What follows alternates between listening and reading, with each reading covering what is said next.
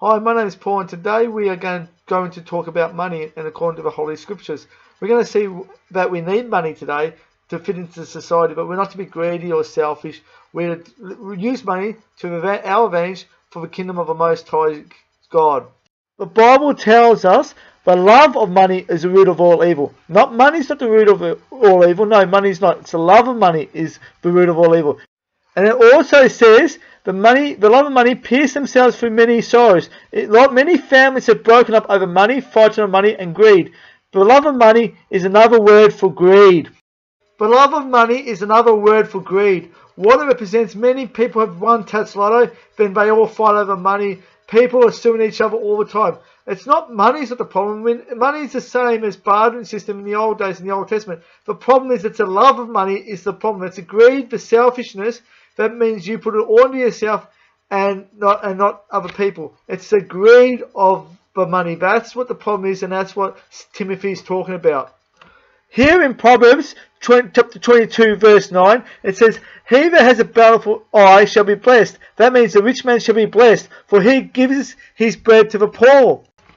So what that means is the rich man can actually do more good works. The rich man can actually buy more Bibles for the people to read the scriptures. The rich man can actually build more sanctuaries to try and help and promote more healing teachers. They've got more money to invest in God's kingdom. That's what it means. The rich man is blessed in the fact that they've got more potential. The rich man has got more potential to build up God's kingdom than the poor man.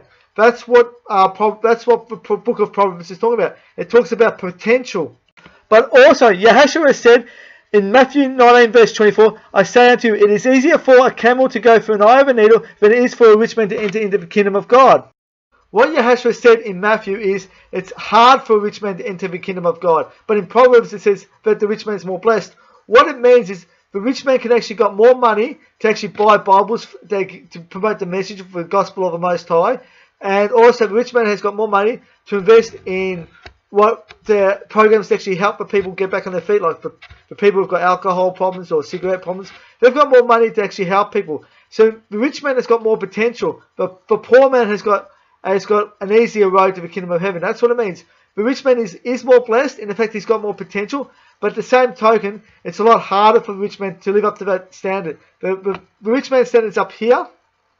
The poor man's standard is in here. It's a lot harder for the rich man to do what is needed to enter the kingdom of God. It's a lot harder for the rich man to build up God's kingdom on earth. It's a lot easier for the poor man to use his resources to enter the kingdom of God because he's got less resources and less sacrifices needed. It's talking about sacrifice. Yahshua says it's beautifully here. She talks about the poor widow who gave all she had to the church. And back then, you had a box, and then you put in the box. There was no collection plate. So no one knew what you were giving. You couldn't see because there was a secret box at the corner. And she gave all she had. And Yahshua also talks about the rich people gave what they could spare. But the poor woman gave less money, but she gave more percentage. She gave a higher percentage of what she had. What Yahshua is talking about here is he's talking about the sacrifice. The poor woman gave probably over 95% of what she had, where the rich man gave maybe 10, 20%. And Yahshua is talking about here, it's about the potential. It's about how willing you are. She had less to sacrifice. It was a lot easier to sacrifice that in one way because it was a lot less, where rich people have a lot more to lose. In Mark here, Yahshua says it's beautifully, "Give to Caesar what is Caesar's, but give unto God the things that are God's." And many marveled at him. What Yahshua is talking about here is give to God what is God's. This life is only a short time in eternity. If you build up your wealth on earth, you're going to lose it. If you're in your dead, if you have $1 billion in a bank or $1 trillion in a bank, you're going to lose it when you die. When you're dead, you won't be able to spend $1. But if you invest your money in the kingdom of God, when you get to the kingdom of heaven, you'll find all the people that you've helped save are going to be there. Your wealth is in the kingdom of heaven. Your earthly riches will pass away, but what's bound in heaven will never pass away. Thieves and robbers cannot take what you bound on in heaven, but they can take what you bound on earth. Here very quickly, in the Bible, the tithe money went to the Levites. The Levites did the animal sacrifices. A church always got a freewill offering. The 10% tithe was only for the Levites. The synagogue only got a freewill offering. The woman who put the 2 mites into the collection box, she was actually doing it in the synagogue. She was not in the she was not given it to the Levites. The Levites got the 10% tithe. That's the difference. Churches are to get a freewill offering, not the 10% tithe. In the Bible, the church or the synagogue only got a freewill offering. So only what you can spare. Remember, Yahshua said the rich people gave only what they could spare. The poor woman gave 2 mites. It wasn't about the 10% tithe to the church. The church gets whatever you feel is right. If it's $10, $20. And by the way, church pastors are not supposed to be getting tithe money. For a start, they're not Levites. Second of all, they've got their own house land. They've got their own land. The Bible says the Levites were not to have any land. Most church pastors have land. And third of all, most church pastors have investments in shares and businesses. If you've got investments in shares and businesses, you're not going to get that tithe money. That tithe money is if you're working 7 days a week for the Most High. That's why you got the 10% tithe. You are not to get it. You're not to get that 10% tithe if you've got land and working, or even getting Centrelink, or even get some sort of welfare benefits. If you're doing that, you're not to get any. The 10% tithe is only for if you're ministering for the Most High, doing the Most High's business, and you have to be a Levite. So church pastors should only be working 5 days a week like everybody else. That's what church pastors should be doing. Working 5 days a week and obviously resting on the Sabbath and Passover and Day of Atonement. Church pastors should not be receiving a tithe money unless they're Levites and they don't have any investments and they're working for the Most High 7 days a week. If you're getting benefits or they've got investments, then you don't get the tithe money. I just cleared that up very quickly. But yet, you, as a servant of the Most High, you are supposed to make an offering to the Lord. Now, if you can't make that to the Levites, maybe you could buy Bibles, or maybe you could do something else with that for money God's given you. But 10% tithe is only for the Levites. That is where the Most High said to give that 10% tithe. The church or the synagogue got whatever you felt was right. And the church pastors should not be getting paid. They should be getting a proper job like everybody else. Unless they're a Levite, then they've got to work and they've got no investments, then that's different. But I have to clear that up because the money is the root of all evil. Church pastors are teaching errors to protect their income. They don't want their tithe money to pay their wages, so they are defending their church beliefs, even if the Bible says they're wrong. Sunday pastors in Sunday churches will not teach the Sabbath because they're scared of losing their tithe money. This is why the church pastors should not be receiving tithe money. They should be working. In my opinion, they should be working, and that's in my opinion. In the Bible, blessings will always come from keeping the Most High's commandments. So we have to understand what the 10 commandments are. We have to start keeping the 10 commandments, and we've got to stop teaching error. So I'll put this up here. This is the 10 commandments I've written to make it easier. Hopefully it makes it easier to understand. I've defined it a bit better as well. So if you read this picture, have a look at this picture and have a look. Pause this video and have a look at it, and hopefully you understand the 10 commandments in a bit better understanding. Here's a birthright, but I want you to look at Exodus 20 verse 5. It says, visiting iniquity upon the fathers, upon the children of the 3rd and 4th generations, but showing mercy unto 1,000 of them that love me and keep my commandments. So what Exodus 20 verse 5 says, if you love me and keep my commandments, I will bless you and bless your children for thousands of generations. Like Abraham, Isaac and Jacob. God, the Most High, make Abraham's seed a father of many nations. He'll become a father of many nations. But if you disobey the Most High, your seed could be wiped out. He says, I'll curse your children up to the 3rd and 4th generations. He says, upon the fathers, upon the sons. You see, the conditions of blessings for you and your children and your grandchildren were conditional that you love God and keep His commandments. It says what there, who love me and keep my commandments. So we've got to keep the 10 commandments to get the full blessings of the Most High. We have to keep the 10 commandments. They're very, very important. Pause this video to have a look and have a quick look at this. It says quite clearly that the commandments of God come before the testimony of Yahshua. In Isaiah, to the law and to the testimony. In Revelation 12:17, the dragon was wroth with a woman, went to make war with her, said, who? Keep the commandments of God and also have the faith of Yahshua. And obviously in Revelation 14:12, it says, here are the patience of the saints. Here are they that keep the commandments of God and have the faith of Yahshua. Again, pause this video and have a read of this, or look for this verse up in your own Holy Scriptures and Bible. But it says here in Zechariah 14 that the Most High is going to punish all nations that don't keep the Feast of Tabernacles with no rain. So any nation who doesn't keep the Feast of Tabernacles will get no rain, Jew or Gentile. In Exodus 15:26 it says, if you obey the Most High, you will not get sick like the Egyptians. The Egyptians did not keep the Most High's commandments. He says, I am the Lord that healeth thee. Again, it goes back to the commandments of the Most High.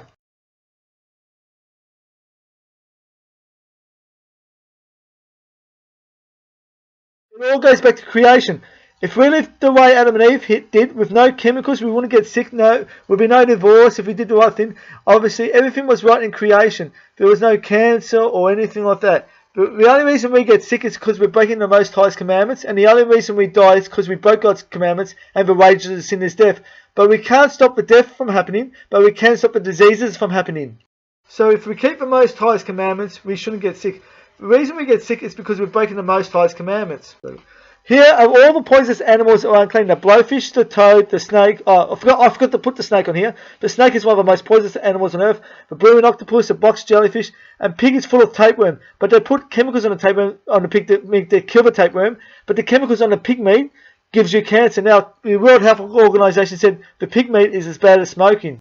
Cows were always clean as long as they were chewed to cut away grass. In the 1980s in England, they fed cows meat pellets, and then God cursed those unclean cows because they weren't chewing the cud, they were eating meat. So God cursed those cows with mad cow disease because England did not keep God's commandments.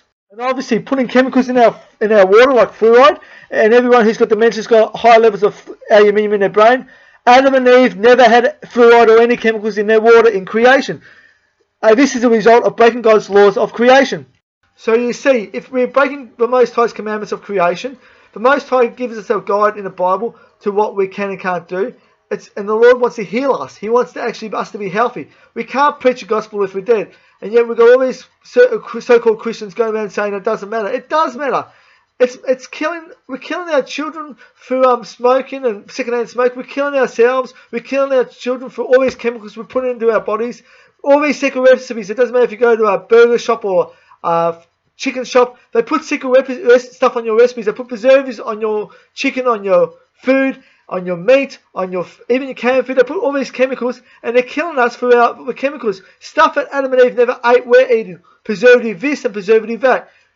Chemicals here and needles. We shouldn't need needles. Remember, Exodus 15:26 says that if we keep God's commandments, we will not get the diseases the Egyptians had. We don't need needles. We don't need any of that. We just need to keep the commandments and go back to creation and keep the commandments of the Holy Scriptures. It's a very simple theology, and yet it's been overcomplicated. Now we're destroying the earth and the people on the earth because of what we're doing. It's because of a clear-cut... But disease is not a result of old age. Disease is a violation of breaking God's commandments. That's what it is. And a lot of people cause a lot of disease upon themselves, and that's because they don't know any better. But yet, that's why we're trying to get this message out. We can actually try to heal a lot of people by preaching the truth and getting people to go back to the ways of creation. This world is a mess. It shouldn't be run the way it's running. We need to teach people how to take care of themselves. Even charities are not doing their job properly. See this picture of these poor African people. You see how they're sitting there on the ground? Look at all that ground. How come they aren't sitting on food? How come there's not vegetable plants all over the fields? How come there's not fruit trees? How come we're not helping them feed themselves? That's what we've got to do. What the charities do is they buy from their own people and send them their own food from their own people. What we need to do, instead of buying them food, we need to help them plant their own food trees, make their own food, and get their own purified water. I'm not a fan of the way the charities have run, but I don't think they're helping the poor people as well as they should be. But I believe that those people in Africa shouldn't be able to walk. They shouldn't be able to stand without standing on food, whether it be tomatoes or cucumbers or whatever's appropriate for their climate and their position on the earth. We're supposed to be able to, if we can get one seed can become 1,000,000 seeds. You plant one tomato and you got 1,000 seeds, and then 1,000 more seeds get planted, and you get 1,000 tomatoes. Then you got 1,000 by 1,000. Suddenly, within a few short months, you got a million tomato plants. We need to teach Africans to help themselves. They need to get the right seeds and the right fruit and vegetables for their own climate. Obviously, water. We need to make sure they get water is the substance of life, and that's a very crucial thing. Obviously, people who live near the sea have got access to seawater, and that should be purified, whether it be through charcoal or through water purifying techniques. So that's the benefit there. But some people don't have that opportunity inland. So I'm going to go through that right now. The earth is full of water. Either we're going to start helping the poor people by building boreholes, or get them to dig a hole like this one. Eventually, if you get an excavator or even if you do it by hand, get 1,000 people to dig a hole, eventually you're going to hit water if you dig deep enough. They seem to think that water is always, anywhere where there's been an old lake or an old river, they think there's always water underneath there as well. You would have seen this technology. It's been going around for a long time. Where you have a small rock, you have water, and you have like a cup in the middle. You can make this out of clay. You can, like, obviously, what happens is the water evaporates and then it drips down into the center point. This is an old technique that's been going back for thousands of years. If you live near the coast near seawater, you can do this kind of technology with seawater and turn seawater into drinking water very easily.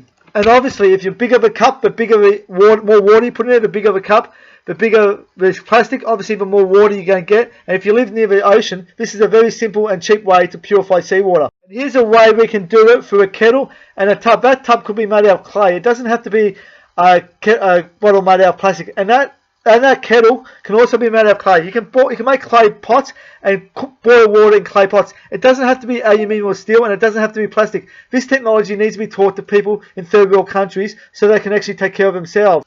And of course, in creation, Adam and Eve were told from any tree they may eat from. Obviously, not the tree of knowledge of good and evil.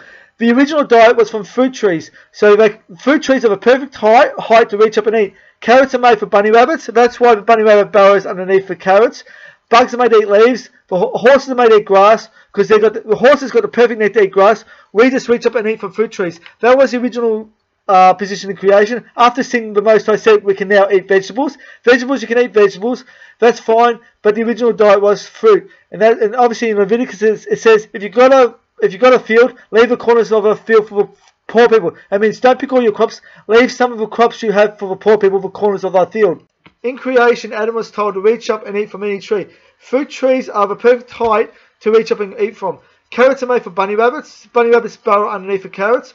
Bugs eat leaves. Horses have got their neck. Remember, horses and dogs and all that have got the perfect neck. They just bend down and eat grass with that. We're made to reach up and eat fruit from fruit trees. That's what the Most High intended us to eat from.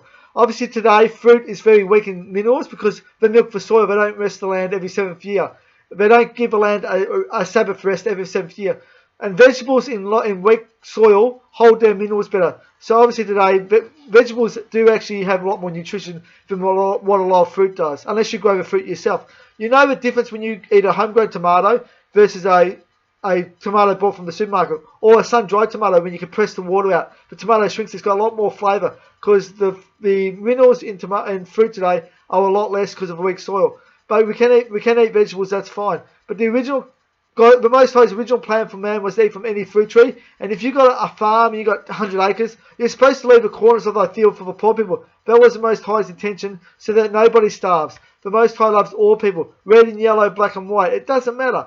Shem, Ham, and Japheth, it doesn't matter who you are.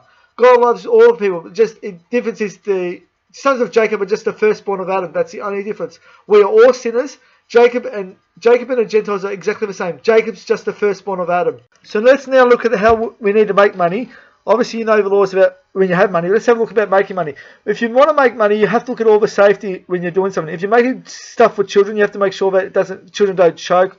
And obviously, safety is very, very important today. You can get yourself sued. You can get yourself a lot of trouble if you don't take the safety training. Most times, you have to get a qualified training course to cover yourself legally. This is what we call a safe work method statement. So when you want to use a saw, you look at all the potential hazards, chopping off your fingers or putting your hair and getting your hair cut off, or which could be seriously dangerous, or electrocution. You write all these stuff down and you look at how it could happen. And you look at all the preventions so that it doesn't happen. So what a work method statement does is protects you from potential injuries. So if you're using a power saw, you can say, okay, it can cut my fingers off. How do I make sure it doesn't cut my fingers off? Don't put your hands underneath the saw. Don't do any shortcuts. Make sure you hold the saw with 2 hands firmly. Point the saw blade away from you. If you've got, say, here's my arm, right? It's to say you've got long sleeve clothing on, and the saw could possibly pull the clothing in and pull your arm into the saw. So maybe one idea would be make sure your arms have got no clothing on it. Bare arms, sleeveless arms, so that you're not going to pull your clothing. Hoodies and stuff. If you got a shirt, that could be like hoodies, that could, like dangly bits. It could pull your neck in. Maybe not wear that. Maybe wear a shirt like this, which is a tight shirt, and that's a lot safer. So that there's no chance that say if I've got dangly bits coming out of my shirt like this, and it could pull me in. Don't wear that shirt. Wear something like this. Or even if you're at home, don't wear a shirt if you have to. If you don't wear a shirt, the saw's not going to. There's got no dangly bits to pull you in. This is what a safety method statement is. And in Christianity, we have to do the same thing. If we want to go and evangelize, and we have to understand that okay, we should use that work method statement as well. What could happen if we go evangelizing to someone? Could we offend them? So we have to be careful. Okay, we're in a cultural club. We might be overseas in a culture. They might be very, very protective about their a certain animal or their family. Obviously, in Islam, you're not allowed to touch another man's wife. So, which I believe Christians should be doing the same thing. We shouldn't be touching another man's wife. So they won't even shake hands. So okay, when you go and minister to Muslims, you write down Muslims could be offended if you don't shake wife's hand, don't look at woman, don't look at the man's wife, don't even shake her hand.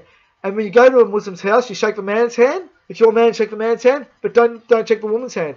And obviously a work method statement is not just for building up a business, it's also for building up the kingdom of God, of the Most High. So if you, what's another thing you could upset someone? Maybe you're wearing a shirt that could offend somebody. I'm not saying we as servants of the Most High shouldn't have any offensive stuff on our shirts, but some people might have an offensive language. Don't wear it. If you got, obviously, if these are the things we have to think about. What else could be? If you go into someone's house and you ask them before you go in, do you want us to, if they invite you in their house, you ask them, do you want us to take the shoes off? Some people don't want people. Some people want you to take the shoes off because they want to keep a clean house. Other people don't care. So obviously you have to understand these are the type of things which you have to write down before you go to someone's house. If you're assuming you go to someone's house, I'm not saying you should go door knocking, but I'm saying if someone invites you to their house, these are the things you have to do. If you see someone on the street and you're witnessing, and you might see someone who might be, you don't know if they're a feminist or whatever group they're part of, they might be a bikie, so you can't badmouth bikies. So you might say right down, don't badmouth bikies. Obviously, I've got no problem with bikies, but some people might, or if they're part of a feminist group, be careful, if we meet a feminist, well, how do we deal with it? Don't say anything sexist. And you shouldn't say anything sexist anyway, but sometimes your views may appear that way, so you got to be careful how you word things to people. What else is there? Some people are very defensive about their church, so obviously they might be Sunday keepers. So how do you word people? You don't just start bad mouthing Sunday keepers. You don't be like me. I've got this problem. But sometimes I might say stuff in a bit too bold and start saying, no, you're wrong. I'll show you what the Bible says. And sometimes you have to be a little bit more gentle. So for me, I would write down, if I meet a Sunday keeper, be gentle. Don't bad mouth them, and just try to explain what I believe in a nice way without offending their church. These are the things we have to do, a work method statement when we go out evangelizing. Obviously, if you want to promote food or anything like that, if you're having a picnic and you want to, obviously, if you want to have picnic and you want to reach people for food, that's fine. But you got people who are allergic to peanuts, so obviously peanuts, you want to have so you might say, I want to have a church luncheon at the park. Some kids have peanut allergies, so no peanuts. Some people are vegetarian, so no meat. Obviously, so what kind of food would you have? You would have fruit and vegetables. Obviously, that's what you'll have. No preservatives, just fruit and vegetables, and obviously that may be the best way to reach people on the streets. You wouldn't have meat because you might offend some vegan activists. You wouldn't have peanuts because some kids might have an allergic reaction to peanuts. You wouldn't have canned food because preservatives, you don't know what you're offending. These are the things you have to think about when you're evangelism. So if you're having a church luncheon out in the park, the best way is have water and fruit and vegetables and evangelize them, feed them, and that way you're giving them a good healthy serving of food. You're not giving them food which could make them sick. Food poisoning is another one. Make sure you wash your hands. Make sure you wash your fruit and vegetables before you go out. If someone could get food poisoning, and that's going to be on your own hands as well. So these are the things you have to think about when evangelism. And obviously in the workplace, you have to think about OH&S safety. You want to think about how can I cut my hand off, and then stop it, and then write down how can it stop it from happening. The best prevention is better than a cure. It's like saying, would you like a cure for a cut off hand, or would you like to know how not to get your hand cut off? For me, I want to know how to make sure I don't get my hand cut off in the first place. These are the things you've got to think about in when you're building stuff in a business. And obviously, if you're doing stuff to shopkeeping, selling, it's the same principle as if you're evangelizing. How to not offend people, how to be polite, if someone gets aggressive to you, how to deal with it. These are the steps you have. Obviously, you would have a whole church. You would have at least 2 or 3, more of them area. So if someone gets aggressive, you can calmly and nicely stop them, calm down gently and in a safe way. Getting back to the work method statement, how to protect your eyes. Well, obviously wear safety glasses, PPE. What happens if you drop a hammer on your foot? Obviously wear safety boots. These are the things you have to think about when you're about to use power tools if you're going to build something. So this is personal protective gear. Obviously, if you've got forklifts, you'll have high vis on too, which his guy doesn't have. Hearing muffs to protect your hearing, and obviously if you're working under a construction site, a helmet in case a brick or something falls on your head, you would have a helmet.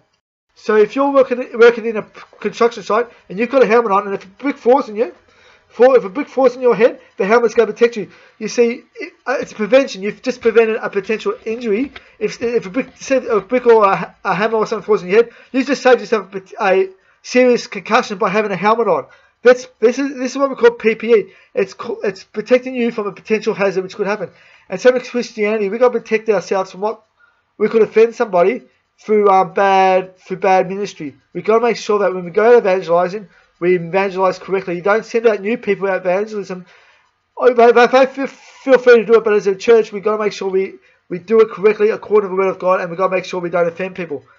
Obviously, chainsaws can cut arms and hands off. Make sure you hold it correctly. Make sure you're facing the chainsaw away from you. And make sure you're on a stable ground. These are things you have to think about so this doesn't happen. Prevention is better than a cure. This man's got his hair cut up in a drill. Obviously, he should have his hair tied back or have a hat on.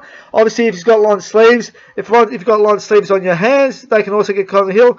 So they can pull you in. If it's a saw, it can cut your head open. If it's a drill, it can give you a nasty whack and cause concussion. So by having his hair lined and not tied back, he can give himself concussion working close to a drill.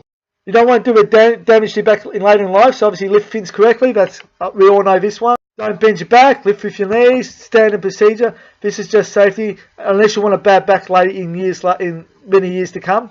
You don't want dangerous chemicals touching your skin. They can cause acid burns. They can also cause cancer. So obviously wear the appropriate gloves when you're dealing with acids. Make sure you look up what kind of PPE you need before you use a tool or an acid. Here's a shaft. It could be a power saw or a drill like I showed you before. Keep arms and legs, hair and loose clothing away. So don't wear loose clothing like long sleeve shirts. Keep your hair tied back. Keep yourself away from anything like this. And this is the same warnings which I'll recommend on a power saw or drill or a power drill as well. Here's another one. If you've got a machine running, don't touch it. If you've got a problem, unplug it, turn off and unplug it. Obviously, the standard procedure, and get someone qualified to fix it. But obviously, keep your arms and hands away from any machinery. If there's a mistake, just turn the power off and walk away. It's better that you turn the power off than getting a long-term injury. Obviously, don't put hands near any body part near moving gears or moving parts on a machine. That's not smart.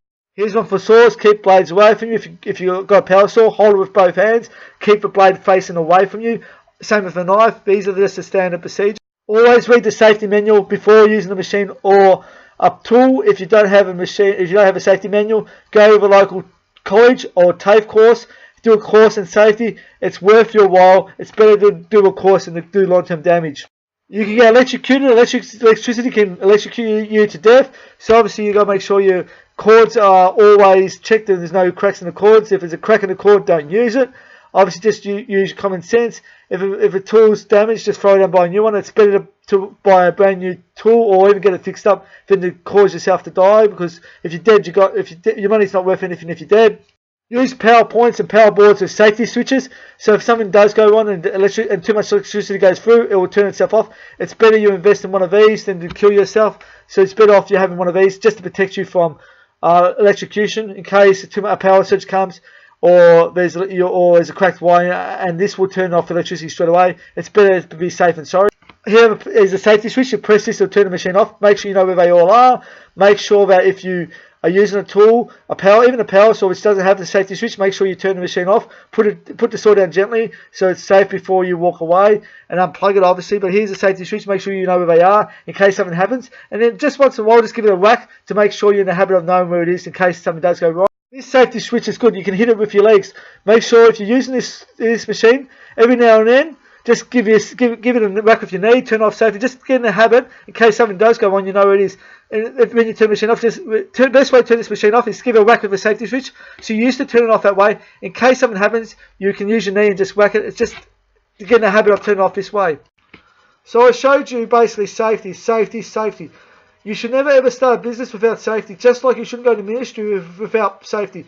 You got to make sure you go when you go to ministry. Make sure you do it safely. Make sure you go in twos or more, because if sometimes there's bad people out there. Make sure when you go out to ministry, you got enough food and water. Make sure you're prepared before you go out. Pray. These are the things you have to do when you do ministry. But in safety, in in workforce is very important.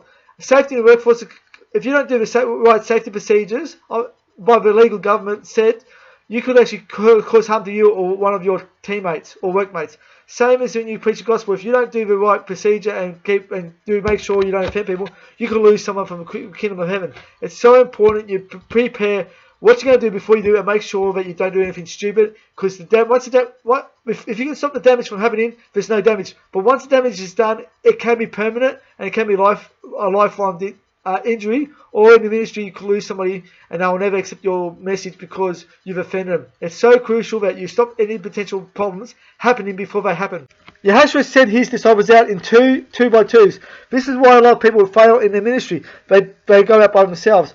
The Most High said, we send them out in twos because where there's two or more gathered in his name, there he is in the middle of them. So obviously we've got to send people out in twos, and obviously it's the same principle when you're in working. You've got to make sure it's two there. If an accident does happen, if someone does do an injury to themselves, you got someone there to call the ambulance and perform CPR. So obviously when you're working, it's best to do it in twos, but obviously in the ministry, the Most High said go out in twos. The reason the Most High sent them out in twos was because Yahshua sent them out 2 by 2s is because there's two or more gathered in his name, there he is in the midst of them. It's to give them extra spiritual power. But obviously, you don't just go in twos and pray. You got to pray beforehand. You got to go out. You got to make sure you repent of all your sins. Then go out and preach.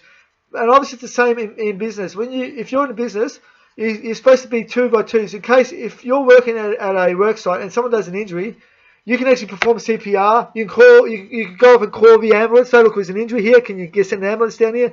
If some of the problem arises, if you've got more than one person, it's just safer. So the Most High, I suppose that's to a point too, but in ministry, you go out in twos because they're the Most High is in the middle of you. And that's a lot of Christians go out there trying to do it by themselves, but the Bible doesn't say that. It says send them out in twos. So that's why the Most High said it. So when you go out evangelism, make sure you pray. Make sure you do a understanding how not to offend people. Make sure you understand that what message you want to preach and pray about it. But yet don't plan ahead, because what's going to happen is if you plan ahead, the Bible also says if you plan ahead, when you go to a trial, don't plan ahead because the Holy Spirit will give you the message at the time. When work industry, you have to plan ahead, but when in the ministry, you don't plan ahead. This is where the Bible sends another message, and I'll get that for you right now. Yahshua said here, when they bring you to trial before synagogues, magistrates, and powers, don't plan ahead what you're going to say. The Holy Spirit will tell you when the time comes. It's the same when you go witnessing. When you're witnessing, you're also being put on trial. Don't plan ahead what you're going to say. Obviously, you make sure you understand not to offend people, but don't plan ahead what you're going to say. Your message will be given to you at the time you meet these people. So if you go witnessing, whether it be in the streets or wherever, don't plan ahead what you're going to say. Just say whatever's on your heart at the time. Obviously, pray to the Father in Yahshua's name, but make sure you pray properly before you go out evangelizing. Make sure you understand how to not upset. Study not how to upset people, but when you go out evangelizing, just say whatever's on your heart at the time. And obviously pray that the Most High will be with you when you do this. So the Most High wants a family-night church. The Father, which is Abba, doesn't want you to serve him out of greed. He wants you to serve him out of love. You serve him and he'll bless you in return. It says, I'll bless those who love me and keep my commandments. So the Most High wants to bless you. He wants to be like a family. He doesn't want to be like an employee situation. When you run a business and you've got employees, it's the same principle. You've got to make sure you take care of your employees. Make sure they're happy. Make sure if they need something, you do it for them. And so that they don't run away and work somewhere else. Or even worse, they leave you and go work for your competitors. You don't want that either. You've got to make sure that when you run a factory or a business or a shop, you treat all your staff as your family. It's so crucial to keeping the business running and keeping everybody together.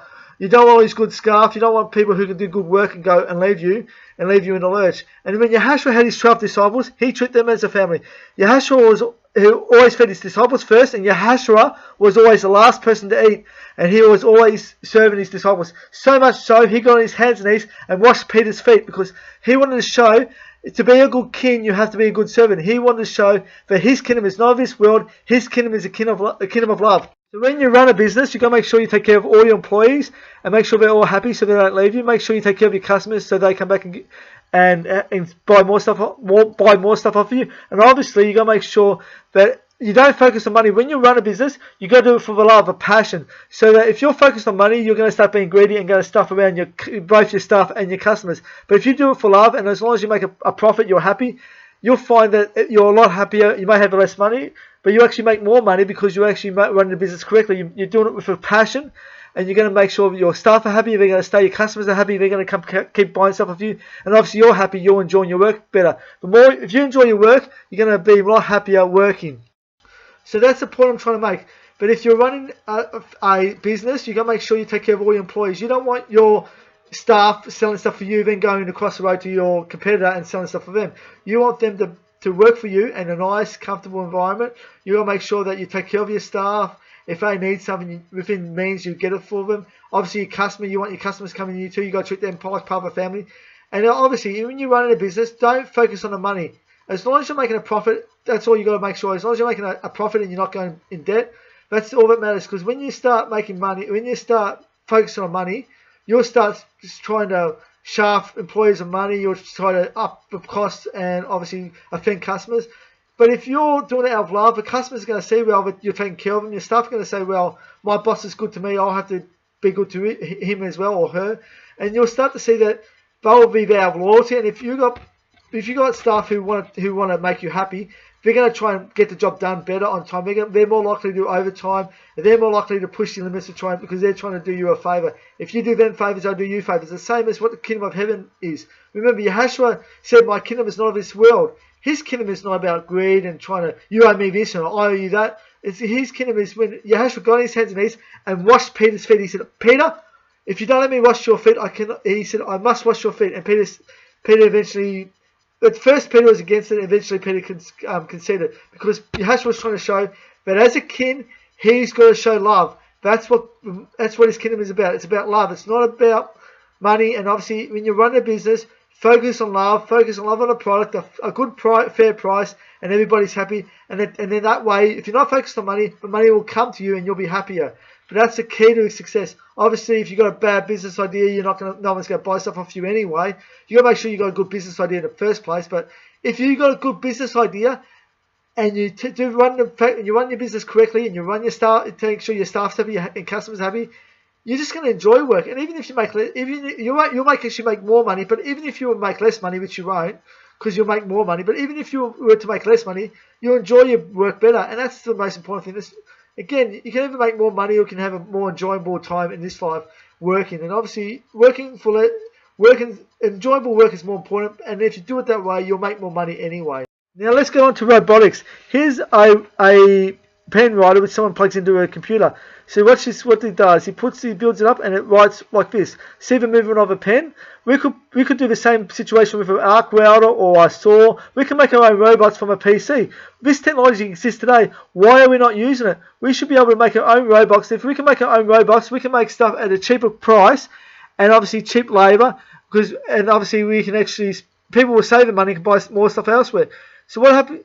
It's a bit of a complication with the economics part, but this is one crucial thing which we can make stuff at a cheaper price to match some of these overseas countries by just having a machine like this that can build our own products and yet have less labour. Well, I don't know why the governments haven't used this technology. It doesn't have to be a pen. We could put an arc welder or any kind of saw in this position and it could do exactly the same job. So we should be able to use robots and where we can lower our prices to make stuff here in the Western world. Now, also saying that, the Chinese government has actually built a lot of stuff in the third world countries. Now that's fine, but they're not putting back. They're not planting fruit trees. They're taking over land. They're not putting back. They're not buying fruit trees. They're not giving them clean water. What I recommend is if we can build up our economy in the Western world, we should be able to help the third world countries, give them knowledge, teach them how to purify their own water, how to make clean water from either charcoal or water purifier of some kind, which they can make out of clay.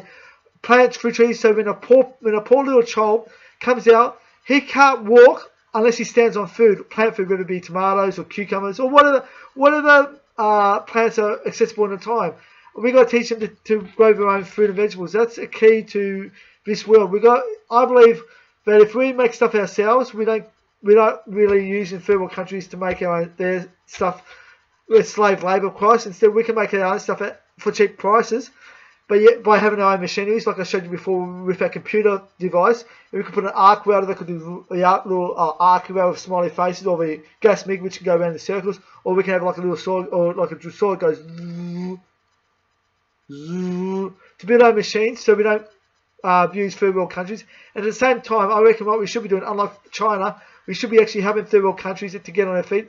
But so the third world countries can actually get on their lives and live the lives they want to live without being forced to make us products, and we can make stuff at a cheaper price. But in order to make stuff at a cheaper price, we need a lower price of labour by having machines. Now, machinery is not necessarily a bad thing. For a start, you need someone to make the machinery. Number two, if people save themselves, if you can make, say, make something at a cheaper price, like a television at a cheaper price, or at the moment we'll make it in Australia for the same price, we'll keep the same money here, and they spend less money on televisions. They can spend more money elsewhere. Like maybe they might want more mobile phones, maybe they might want to go to here or there, might be more vacations. Because when people pay less for their products, they spend it on more vacations, or they invest in other areas, or maybe they want one investment house. They've got a bit more money, they can buy an investment house. So the economy doesn't fall out as long as there's somewhere else to spend their money on. So that's what I'm trying to say. We can, in the Western world, this is a good combination. On the Western world, I'm trying to make stuff so we can actually make stuff in the Western world as cheap as third world countries. Obviously, there's no shipping. And yet, at the same time, spend our Western money on third world countries to help them grow their own food, purify their own drinking water, and build their own tools. So they don't need charities. That's what I'm trying to do. I'm trying to get rid of the fact that we don't need charities. We're gonna make it so that they can take care of themselves. Obviously, keeping the 10 Commandments, and as I showed you before in Zechariah 14. Actually, I'll show you that now quickly. Exodus 20, verse 5. I'll bless those who love me and keep my commandments up to tens of thousands of generations. But obviously, those who don't love me and keep my commandments, I'll curse up to the 4th generation. Crystal clear. You want God's blessings? Keep the 10 Commandments and all the divine judgments and decrees of the Most High. Again, when the Most High says keep his Feast of Tabernacles, all nations that don't keep the Feast of Tabernacles will get no rain, including the Hebrew Israelites. So again, if you want rain, when this decree is given, if you want rain, you've got to keep the Feast of Tabernacles. You've got to do what the Most High says, or you get no blessings. So if you want to get the blessings of the Most High, knowledge, rain for water, and then obviously your seed to increase, you have to have the faith of Yahshua and to keep God's commandments, including the 10 Commandments, including the 7th-day Sabbath, and all of the Most High's judgments and standards and dietary laws. You've got to do it. That's a crucial principle of the Holy Scriptures if you want help from above. He said, I'll bless those who love me and keep my commandments, not just those who love me. You've got to also keep the commandments of the Most High. Now let's go on to other parts of the economy if you wish to start business to try to keep prices down. In manufacturing, we have got shipping costs from overseas, but that's the only positive for us in the Western world. If you wish to keep prices down, you've got to get free rent. You've got to be able to make stuff in your own garage at home. You've got to be able to do that so that you can actually save yourself the price of renting out a factory. You need to be able to work at home. So that means you have to get your garage set up to keep the noise out. At the same time, be OH&S, so keep fire protective. So you've got to make sure, if you want your garage to work as a factory, you got to keep obviously you got to make sure it's OH&S, so you got to make sure it's fire protective so it doesn't catch on fire. You also got to keep the noise down, because if you've got neighbours and you're starting working in a business making stuff out of your own garage, and if they hear noises while they're trying to sleep, they're not going to be happy. So you got to keep noise down, so you got to be able to use some sort of insulation. And at the same time, you've got to have some sort of fume exhaust to suck up all the fumes. Because again, if neighbours smell fumes, they're not going to be happy. So you've got to do those 3 things, and if you can do that, you can actually have your own little factory in your own little shed at the back. Also, in Australia, we've got 240 volts and then standard power point, but you can also get machines with 415 volts. You can actually get an electrician to put 415 volts in your actual factory.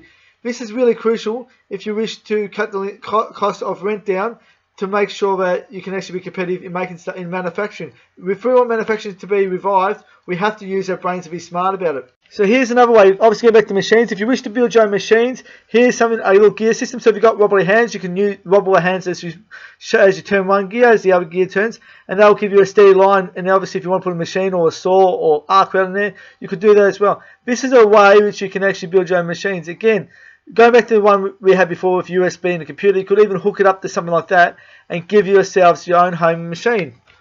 So I showed you basically how to make your own machines, whether it be a USB point, and obviously make your own gears. And you can make most machines, you can make yourself. If you go on the internet and have a look at Google and YouTube, you'll be able to find ways of making stuff. But remember, it's got to be safe, and you've got to be able to know what you're doing. If it's not safe and you don't know what you're doing, don't do it. It's better not to do. It's better to just let it go than to do serious damage to yourself. And obviously the best way is to make sure you have someone qualified helping you at the same time. Here are some machines ideas looking on the internet. Obviously this is not safe. You got no guards over those gear points, but you got to make sure it's safe. But here's another one. Again, you can actually use bike chains and stuff, but you got to make sure it's safe. If you get your fingers caught in it, you can lose your fingers. Here's an old sewing machine, so it's power free. You're not using a foot pedal. Again, power free is obviously a good way too. What's another bike chain? You can actually do this for gears, but again, make it safe. Make sure the gears are covered, and you can't put your hands in between the gears and the clutches. Here's a way pulling system. Look at how to do pulling systems. Again, look at this guy, kid. He's well away from the fin, so if it falls, it won't fall on top of him. Another gear system that I've looked on the internet. I just copied these off the internet to show you some ideas. You can use. Here's a guy that's got his own wood cutter, the old-fashioned way, using leverage. So this is another way you can do it. This is an old-fashioned sewing machine someone made at home out of wood. It works just exactly the same as a new sewing machine, just got to turn it by hand. Here's a gear system that someone's made. Very dangerous. Make sure you keep those gears covered so you can't put your hands in there. Make sure it's safe before you build something like this. The last thing you want to do is try to make a business and end up cutting off your hands or crushing your fingers. Old microwave transformers, you can go on Google and YouTube and find out a lot of things you can do with it, like changing the voltage for arc furnaces and MIG welders. Here's a transistor. Anyone knows anything about electronics? It's an electronic switch. It cuts off power, then puts it back on. Again, use electronics. Here's a gear operated thing. Again, this is very dangerous. Make sure you keep the gears covered so you can't put your fingers in there. Make sure you think safety before you make something like this. Here's a free energy device. Obviously, the magnets are pushing this generator up in the air. On the side, you see plus to plus. And obviously in the middle, it's got turnaround coils. You see the yellow and red, the yellow with red stripes is the coils, and inside that is a little spinning thing with 4 magnets in it. Homemade devices runs on free power. You could probably build something like this yourself, and you should be able to. And obviously down the back with a black arrow is positive to positive, so it's got like a spinning thing. Something like this should be easily built. I haven't been able to build it this time. Hopefully someone can build it and give free power to the world. But remember, with electricity, be careful. Make sure you're someone qualified, and you don't want to get electrocuted. Make sure you know what you're doing. Just make sure it's safe, and if you go to build a free generator like this, make sure the voltage is low, under 2 volts or under 10 volts, and make sure the amps are low too. So there's some ideas about how to build your own machines. Again, if you get your plans from, you got to make sure you do it safely. Make sure if there's a gear turning, like a gear turning, and it's like a chain, make sure you put some wood or something up so you're covered. So when you try to touch it, you can't. You always hit the wood or hit the metal. So the gears are turning here, and your hand's here, and if you take it and knock it, you're knocking the wood. So you need some sort of protective barrier if you build a machine yourself. I gave you an idea for free power. Maybe someone could come up with a better way. Free power is crucial. By the way, free power is crucial. Power, rent, and labour. If you can get those 3 things down cheaply, you actually have a very successful business because you're actually making stuff at a very cheap price, assuming that the machines you build are easy maintained. So we need free power, or at least very cheap power. Free rent, so we need to be able to use our own garages. Make sure it's fireproof. We also make sure that it takes out the fumes and takes out the noise. And obviously free labour. We need to be able to make our own machines so that we can actually match the overseas competition that's coming to our country. So when we start making stuff ourselves in our own country, we've got an obligation to help out the third world countries. Teach them to grow their own food, vegetables, get their own water. We've got to help them out, teach them to help themselves.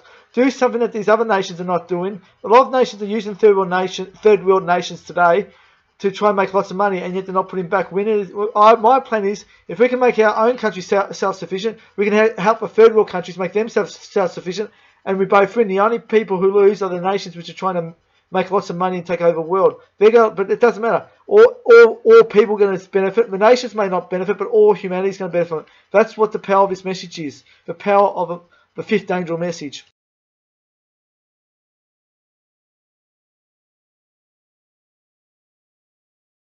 We should teach third world nations and our own children how to grow their own food, whether it be fruit trees or vegetables. This way no one has to starve. And obviously, if you grow your own fruit and vegetables, you cut the cost of the grocery bill is gone. So you're actually getting free food. You can actually save money on groceries and spend it in other areas. And your children and third world people need to know this information today. How to get our own water, whether it be from rain tanks or purifying seawater or digging holes to get water. We need to know how to make water teach our children and ourselves how to get free water and third world nations so that all humanity can benefit from it. It's God's will that no one perish but all have eternal life. I still think it's very important for third world nations and our children and ourselves to know how to make our own steel from our own resources, turn iron into steel by adding carbon. Here's how they do it in Africa. This technology can still be done today. It hasn't changed. Today they use more machinery, but it's still the same techniques. Here's a guy making fire from wood. We need to know how to do this so that if we're in the outback or whatever, we know how to make our own fire and look for our own water. Here's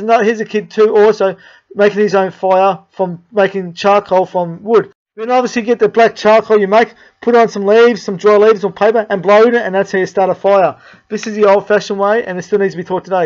Most of this information you can find on Google and YouTube it, so you can find examples of how to do this on YouTube and Google. And obviously there are old books, so old books will have this technology too, and there'll be new books. This technology is so vital. We need to teach our children in third world countries how to do it the old-fashioned way, so that everybody can take care of themselves, and no one should go to bed hungry each night. So once you know how to make the old-fashioned steel the old-fashioned way, you'll be able to make your own hand saws, hammers. You'll be able to make stuff for yourself. This is where we've got to go back to. So third world nations can do all this stuff. They wouldn't need charities. So the third world people will be able to eat every day, and we in the West would save ourselves money from charities. This is a way which we're supposed to help the third world. And I think some people in the charities are buying food off their own people, and it's not done the right way. This going back to the Holy Scriptures is the right way. But we've got to keep God's commandments so we can get the rain in due season. We need to teach for third world people and our children the power of leverage. You can increase your strength by 10, 100, even 1,000 times by knowing how to push the leverage down. So really, you might not weigh a ton, but you might be able to lift a ton by simply having the right amount of leverage, whether it be friction. We need to know about friction too, so how to move things without doing our backing. Obviously, don't do it this way. This guy does. You need wheels. Obviously, gravity too. That's really important. We need to teach everybody how gravity works, because you can actually move heavy objects with gravity and leverage in the right way. Obviously, recycling as well. If we can recycle our own metal, paper, cardboard, plastic, and glass, we can actually cut costs of making stuff here in the Western countries like Australia, and at the same time, we don't need to chop down as many trees, and obviously, it's cheaper as well. This shouldn't be the way. Everyone should eat. Everyone should be able to eat every day. Look at the guy for donuts. That's not right. We should all be paid the same on the other guy too. Everyone should have the opportunity to have food for them and their families. Have a family, have their food, and have technology so they can teach them and their families how to survive in this world. The way the world runs today, some people are unfairly given a higher, unfair advantage due to where they are in the world today. Again, most stuff you can look up on the internet, YouTube or Google it, and there are books out there which teach you how to do things. But make sure it's safe. Make sure you follow the proper OH&S, and then make sure you got someone qualified to help you, because the last thing you want to do is do an injury. Again, we have to keep the commandments of the Most High to get the blessings. This is the way the Most High wanted in creation. And again, to look at how a business or a family or a church should run, look at Yahshua and his 12 disciples. He was the first to work, like washing Peter's feet, and he was also the last person to eat. So I hope I've made some sense today, how to run a family, how to run a church, how to run a business. It's all the same principle. How the kingdom of heaven works is all the same. It's all about love. You've got to motivate each other and work together as a team. I hope this video has been educational, both for evangelism. It's all the same principles. Keep the commandments of the Most High. Make sure you look out and make sure you don't do anything silly. And obviously when you evangelism, go out in twos and don't plan ahead what you're going to say. Let the Holy Spirit give it to you when you go. And obviously pray. Actually, I'll go through prayer. That's a very, very important topic. I'll quickly touch prayer now. Here's what the Holy Scriptures teach about prayer. Go pray to the Most High Father, which is Abba, in the name of Yahshua, and then follow the Lord's Prayer as a model. This is basically how we're to pray. Pray that we don't fall into temptation or sin, and lead us out of evil. We should all be able to prosper, and everyone should eat every day, whether your family, your parents. You should all be able to eat. No one should go to bed hungry or thirsty. I don't think charities are doing it the right way. Hopefully this is the right way by getting the right message out and teaching. The Bible says people are dying from a lack of knowledge. Hopefully today this knowledge will come to you and help to bless you and bless people who you tell. Obviously, we don't want to see people going hungry. There should be fruit trees everywhere. For poor people in Africa shouldn't be able to walk without standing on cucumbers and tomatoes. There should be food everywhere. Obviously, what I've shown you. What else is there? We should all have a right to have your own family, and they should be successful, be prosperous, without wars, without anything like that, without famine, with lots of rain. Hopefully, this has been a blessing to you. It all comes down to keep blessed are those who blessed are the ones who have got the 10 Commandments and the testimony of Yahshua. You got those 2 points of view, you'll be right. That's what it comes down to. And hopefully, unfortunately, there's a lot of people out there who are dying from a lack of knowledge. Maybe they're smoking and they're dying of lung cancer. And it's not their fault. No one's told them about the problems of smoking. They still have to pay. But then on Judgment Day, God's going to ask the pastors or the people who knew better, why didn't you tell? So sometimes people are paying because they don't know any better, and God will forgive them, but at the end of the day, they still have to pay. But so I'm hoping that when it says in the Bible, my people are dying from a lack of knowledge, hopefully this knowledge gets out there. This is a better way of helping third world people and ourselves without the charities. I think the charities are doing it, how to say it, not the right way. They're buying food off their own people, and I'm not happy about that. Hopefully this knowledge will go out there. One day they're going to shut down the internet. So hopefully that this message can go out there today. You can learn to teach other people and find your own water. Go on Google and YouTube, find your own water, purify water, grow your own food trees. The poor people in Africa shouldn't be able to walk. The poor little kid in Africa shouldn't be able to walk without standing on cucumbers, tomatoes, and edible foods. And there's grass out there too. Sometimes King Nebuchadnezzar ate grass for 7 years. Some grass you can eat and some you can't. Again, they'll be handy to know what grass you can eat in your area of the world. And if you can know what grasses you can eat, that's a good way of stopping poverty. The charities are buying stuff for their own people. Just taking your charity money and buying stuff for their own people, and they're making money off you. And I'm not happy about that. This way is the opposite. This way is teaching them to take. I'm not giving them fish. It's giving them a fishing rod so that they can take care of themselves. One seed can become 1,000,000 seeds. Just remember that. So one tomato may have 100 seeds. Then you plant those 100 seeds. You have 100 tomatoes. Can be 10,000 seeds. It's before you know it, you've got 1,000,000 seeds. And then you've got 1,000,000 people growing their own tomatoes. So we've got to be able to teach people to grow their own fruit and vegetables in our own continent. Eat the grasses, which are some grass you can eat, some you can't. So we've got to teach people with what wild plants and what grasses you can eat and what you can't, what fruit you can and can't eat, and what vegetables you can and can't eat. Because remember, God loves the children. That song, Yahshua loves the little children, all the children in the world. Red and yellow, black and white, all the precious in his sight. That's true. The Most High loves all the children, but we've got to make sure that they know how to take care of themselves, how to make their own tools, how to get them on their feet. Us in the West need to be able to make our own businesses and bypass the Asian countries to make our own stuff at the same to make price match without lowering the minimum wage, and yet at the same time having the third world countries get back on their feet. That's what teamwork is about. Teamwork is the thing that talks. And this is what we've got to do. We've got to stand together and work as one people. Remember, the Most High doesn't want businesses or nations. He wants one big family, keeping his 10 Commandments, his Sabbath, and his Passover. So hopefully this message has been a blessing to you. May God be with you. May God bless you. And hopefully download this video YouTube at the moment. If it's on YouTube, download it or pass this video around, show other people, because one day you're not going to have internet and these videos will disappear. Hopefully this is a blessing, and hopefully you can actually use this to help your own people and help the people of the world, for the whole of humanity. Some businesses may lose money over this, some nations may lose money, but all humanity, all poor people in particular, will benefit, and that's what matters in the Most High. We've got to work as one family, because remember, the Most High said, Lord your God is one. So may God be with you, may God bless you, and please share this video and all my other videos around.